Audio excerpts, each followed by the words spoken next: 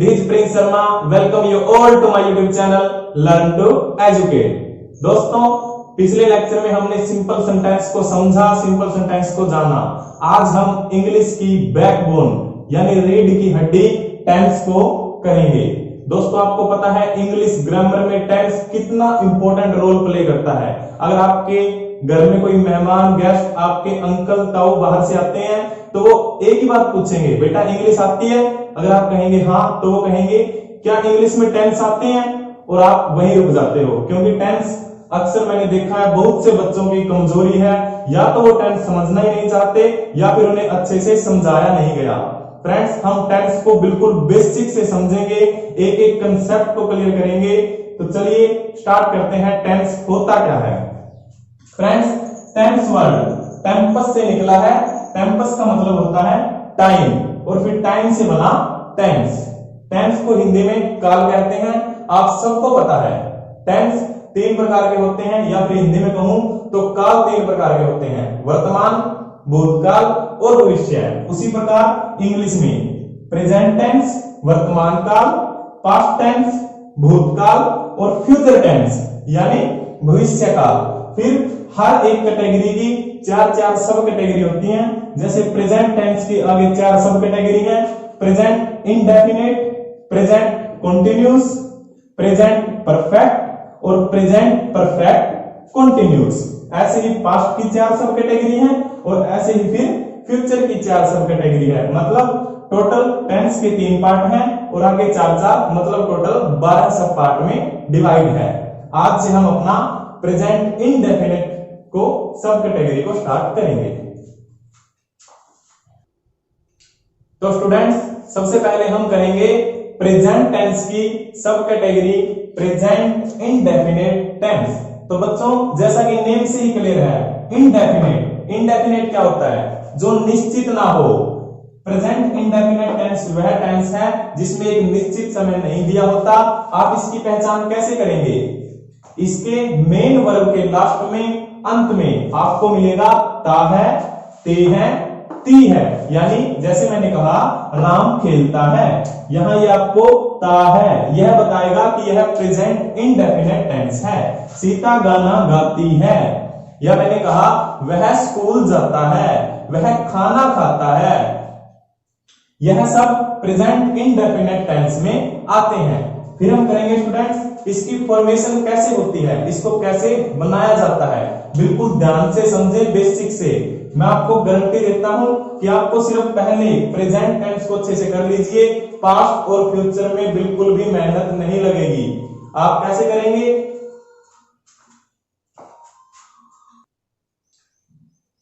Affirmative sentence. Affirmative का मतलब होता है दोस्तों सिंपल सेंटेंस। हिंदी में कहूं तो साधारण वाक्य या फिर सकारात्मक वाक्य है। जैसे वह स्कूल जाता है, वह खाना खाता है, राम गाना गाता है। यह सब अफर्मेटिव सेंटेंस, साधारण वाक्य, सकारात्मक वाक्य कहलाते हैं। इनकी फॉर्मेशन हम बनाएंगे सब्जेक्ट प्लस V1 या V5। V1 वर्ब की फर्स्ट फॉर्म, V5 वर्ब की फिफ्थ फॉर्म प्लस ऑब्जेक्ट। अब कुछ बच्चों को नहीं पता है कि सर हमने तो वर्ब की तीन ही फॉर्म पढ़ी थी, फर्स्ट सेकंड थर्ड, तो V5 कौन सी है? तो मैं आपको बता दूं, ये सुविधा के लिए बनाई गई है। जैसे गो, वेंट, गॉन, गोइंग और गोज। तो बच्चों गो V1 होती है, went V2, gone V3, going V4। V4 का मतलब होता है V1 प्लस ing, और गोज V5। V5 का मतलब है V1 प्लस S या ES। तो बच्चों, हम इसमें या तो वर्ब की फर्स्ट फॉर्म लगाएंगे या फिर वर्ब की फिफ्थ फॉर्म। वर्ब की फिफ्थ फॉर्म का मतलब वर्ब की फर्स्ट फॉर्म के साथ या तो S लगेगा या फिर ES लगेगा, फिर ऑब्जेक्ट। यह अब हम डिटेल में समझेंगे कि वर्ब की फर्स्ट फॉर्म के साथ S कब लगाएंगे, ES कब लगाएंगे। उससे पहले यह देखें कि वर्ब की फर्स्ट फॉर्म किसके साथ, फिफ्थ फॉर्म किसके साथ। तो ही, सी, इट, नेम, सिंगुलर, इन सब के साथ आप वर्ब की फिफ्थ फॉर्म यानी वर्ब की फर्स्ट फॉर्म प्लस S या ES को लगाएंगे। यानी मैं सीधा कहूं तो थर्ड पर्सन सिंगुलर के साथ आप वर्ब की फिफ्थ फॉर्म का प्रयोग करेंगे। और I, we, you, they plural इन सब के साथ आप वर्ब की फर्स्ट फॉर्म का प्रयोग करेंगे, यानी आप प्लूरल के साथ वर्ब की फर्स्ट फॉर्म लगाएंगे। अब हम समझते हैं कि वर्ब की फर्स्ट फॉर्म के साथ एस कब लगेगा और ईएस कब लगेगा। तो स्टूडेंट्स, जैसा कि मैंने कहा, हम थर्ड पर्सन सिंगुलर के साथ वर्ब के फिफ्थ फॉर्म यानी एस या ईएस का यूज करेंगे। तो आप एस कब लगाएंगे और ईएस कब लगाएंगे? तो फ्रेंड्स, जिस मेन वर्ब के आप किस मेन वर्ब के साथ ईएस लगाएंगे वो समझ लीजिए। जिस वर्ब के अंत में सीएच, एसएच, ओ, एक्स, डबल एस ये वर्ड आए, उनके साथ आप ईएस का प्रयोग करेंगे। दोबारा समझें, जिस वर्ड के अंत में सीएच, एसएच, ओ, एक्स, डबल एस ये वर्ड आए, उसके साथ आप ईएस का प्रयोग करेंगे। जैसे किस, मिस, पास, पास के आप क्या बना देंगे? पासेज, रस, रसेज, सर्च, सर्चेज। ऐसे आप जिनके लास्ट में ये है उनके साथ ईएस का प्रयोग, और बाकी चाहे कुछ भी हो आप उन सभी के साथ, अगर वो थर्ड पर्सन सिंगुलर है तो सिर्फ एस का प्रयोग करेंगे। जैसे मैंने कहा प्ले, प्ले के लास्ट में ये नहीं है तो आप सिर्फ एस का प्रयोग करेंगे, प्लेज। लेकिन अगर मैंने कहा लास्ट में ओ है, जैसे गो, तो आप गो के साथ ईएस का प्रयोग करेंगे, यह क्या बन जाएगा? गोज। तो स्टूडेंट्स, एक और रूल ध्यान से समझें कि अगर किसी वर्ड के लास्ट में वाई है, वाई का कंसेप्ट थोड़ा अलग है। अगर किसी वर्ड के लास्ट में वाई है, उस वाई से पहले कॉन्सोनेंट हो यानी कोई व्यंजन हो, फिर तो आप ईएस का प्रयोग करेंगे। और अगर उस वाई से पहले कोई वाउल है यानी कोई स्वर है, फिर आप सिर्फ एस का प्रयोग करेंगे। जैसे मैंने कहा क्राई, लास्ट में वाई है, वाई से पहले आपने देखा एक कॉन्सोनेंट था तो हमने ईएस लगाया, क्राइज। ट्राई से ट्राइज। ऐसे ही प्ले, प्ले के लास्ट में भी वाई है, बट वाई से जस्ट पहले कौन है? ए। यहां वाउल है, स्वर है, तो हम इसके ईएस नहीं सिर्फ एस लगाएंगे। प्ले का होगा प्लेज, से सेज। जैसे मैंने कहा मैं स्कूल जाता हूं, यह प्रेजेंट इंडेफिनिट है, तो आई, आई के साथ सब्जेक्ट आई, फिर मैंने कहा सब्जेक्ट प्लस V1 या V5 plus object plus full stop. मैंने यही फॉर्मेशन बताई थी, सब्जेक्ट आई, आई प्लूरल है तो प्लूरल के साथ V1 सिर्फ गो। अब यहां हम ईएस नहीं लगाएंगे, क्यों? अगर आई की जगह ही होता, थर्ड पर्सन सिंगुलर होता, फिर हम वर्ब की फिफ्थ फॉर्म का यूज करते गो के साथ, क्योंकि लास्ट में ओ है। ध्यान से समझें, थर्ड पर्सन सिंगुलर है, लास्ट में ओ है, फिर हम इसके साथ प्रयोग करेंगे ईएस का। अगर होता वह स्कूल जाता है, ही गोज टू स्कूल, और यहां था आई गो टू स्कूल, मैं स्कूल जाता हूं, तो सब्जेक्ट वर्ब सिर्फ V1 प्लूरल के साथ गो और ऑब्जेक्ट टू स्कूल। यहां तक हमने किया सिर्फ अफर्मेटिव। अब हम करेंगे नेगेटिव सेंटेंस। तो फ्रेंड्स, नेगेटिव के बाद पहले हमने अफर्मेटिव किया, अब हम करते हैं नेगेटिव सेंटेंस। नकारात्मक वाक्य में कैसे फॉर्मेशन बनेगी? जैसे मैं स्कूल नहीं जाता हूं, वह स्कूल नहीं जाता है, वह खाना नहीं खाता है, सीता गाना नहीं गाती है, राम मंदिर नहीं जाता है। ऐसे वाक्यों में नहीं में हम क्या करेंगे?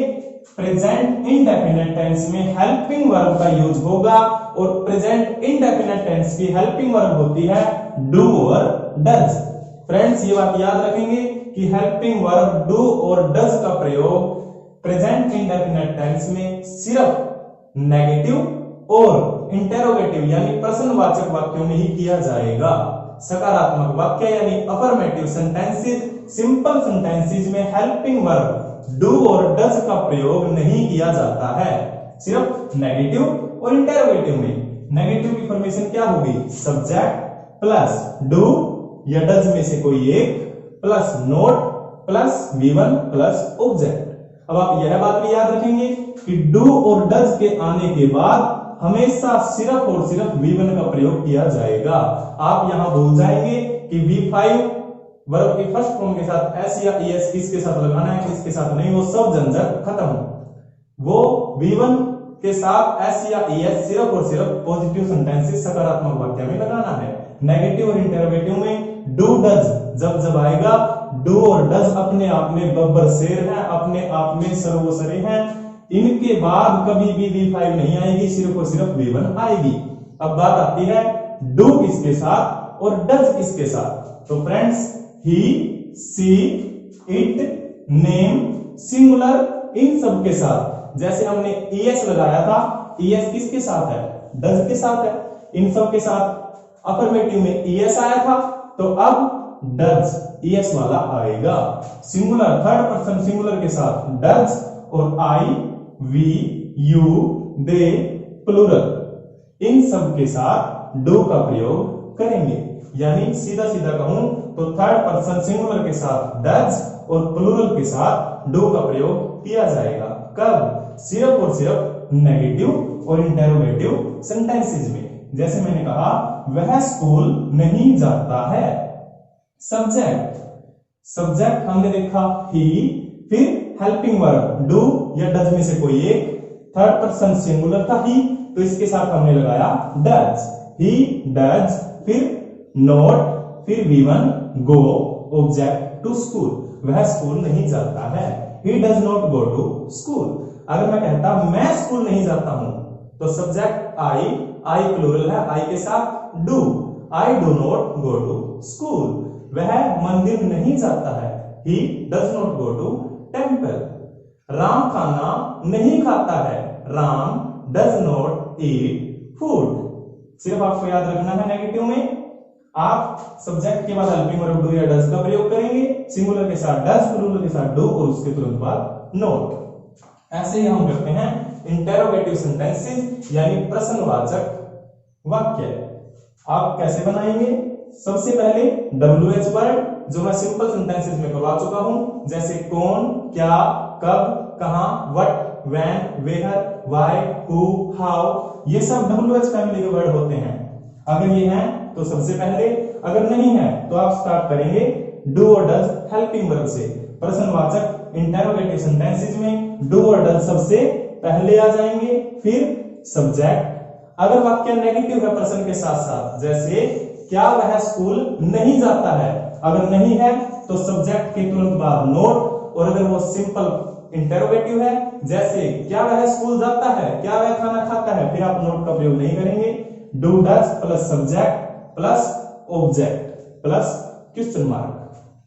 इसीलिए मैंने इस इंटरोगेटिव को नेगेटिव लिखा है कि अगर प्रश्न के साथ नेगेटिव भी है तो आप सिर्फ सब्जेक्ट के बाद नोट लगा देंगे और कोई चेंज नहीं होगा, और अगर वो नेगेटिव नहीं है तो सिंपल इंटरोगेटिव में रखेंगे WH plus helping verb plus subject plus object. जैसे मैंने कहा क्या वह स्कूल जाता है, सबसे पहले सब्जेक्ट डू और डज में से कोई एक, वह सिंगुलर है तो इसके लिए हम लगाएंगे डज, फिर सब्जेक्ट ही, फिर object not go to school. अगर नहीं होता क्या वह स्कूल नहीं जाता है, फिर हम क्या करते, डज ही नॉट लगा देते सिर्फ सब्जेक्ट के बाद, does he not go to school.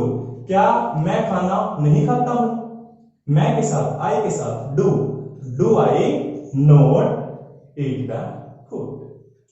ऐसे आप बनाएंगे प्रश्नवाचक और नेगेटिव। अगर मैं WH की बात करूं, जैसे मैंने कहा वह कहां रहता है, वह कहां रहता है, कहां क्या है, WH वर्ड वेयर, तो सबसे पहले WH वर्ड आएगा वेयर, फिर हेल्पिंग वर्ब डू या डज में से वह सिंगुलर है तो does, where does he verb की first form live.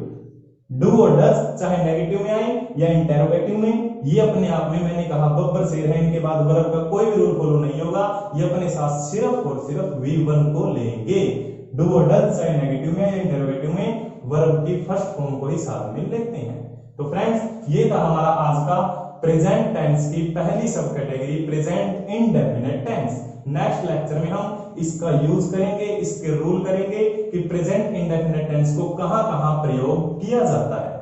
Okay friends, अगर आपको पसंद आया हो तो यह वीडियो लाइक कर दीजिए, अपने दोस्तों में शेयर कर दीजिए और चैनल को